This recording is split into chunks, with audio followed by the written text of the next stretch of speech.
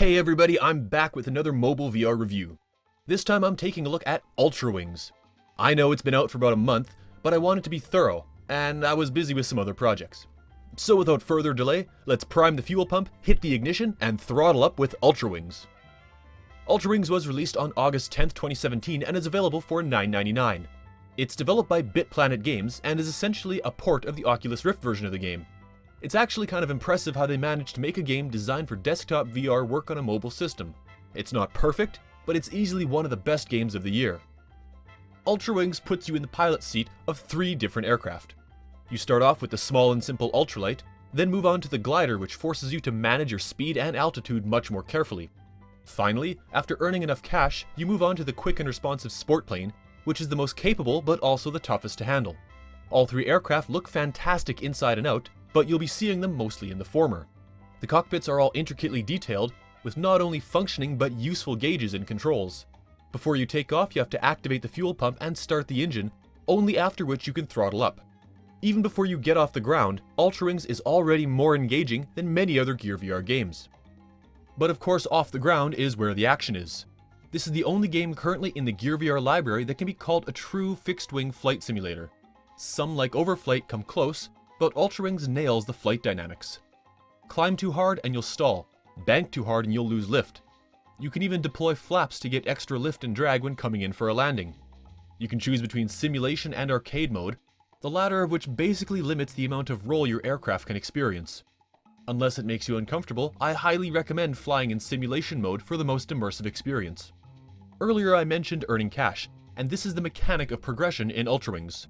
Over 6 offices spread across 3 surprisingly large island environments, you'll complete jobs such as flying through rings, flying through different rings, landing in specific spots, shooting balloons, and so on. Ultimately, the jobs are just excuses to soar over the environments and test how well you can handle the aircraft. And that's the point of the game, experiencing the joy of flight. Flying the same type of missions in different configurations and with different planes might seem repetitive, and sometimes it can be, but it's also surprisingly addictive. There's no aerial combat or bombing runs, simply flying in the open skies. But Ultrawings isn't without its issues. There are some comfort issues that stem from the fact that the game is a Rift port, but I'll get to those later. Gameplay-wise, I've experienced 3 types of bugs across multiple jobs. First, the game occasionally doesn't recognize that you've achieved a higher medal on a previously played job. It still gives you the extra cash, but won't acknowledge your new rank. Second, in one of the balloon shooting jobs, the job ended as soon as I shot the first balloon. No failure, it just quit to the office, and I've since been unable to complete the mission. Third, and opposite to the second one, sometimes the game will just close the current job you're flying and award you a silver or gold without completing it. So it seems something is seriously wrong with how the game events are captured. Across the grand scope of the game, the bugs don't pop up a lot, but they happen more than you'd expect in what's otherwise an incredibly polished title. The controls in Ultrawings are precise and intuitive. You can use a gamepad or the GearVR motion controller, and I recommend going with the motion controller. The motion controller maps to the flight stick of the aircraft, while the touchpad lets you increase or decrease throttle and control the rudder. The trigger lets you activate cockpit controls like ignition and flaps, and is also used to fire the dart pistol or glider guns. Overall, the controls worked brilliantly, with only one minor hiccup.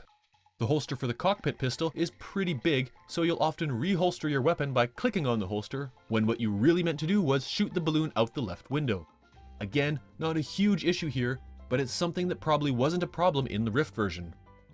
The graphics managed to be very convincing without being realistic.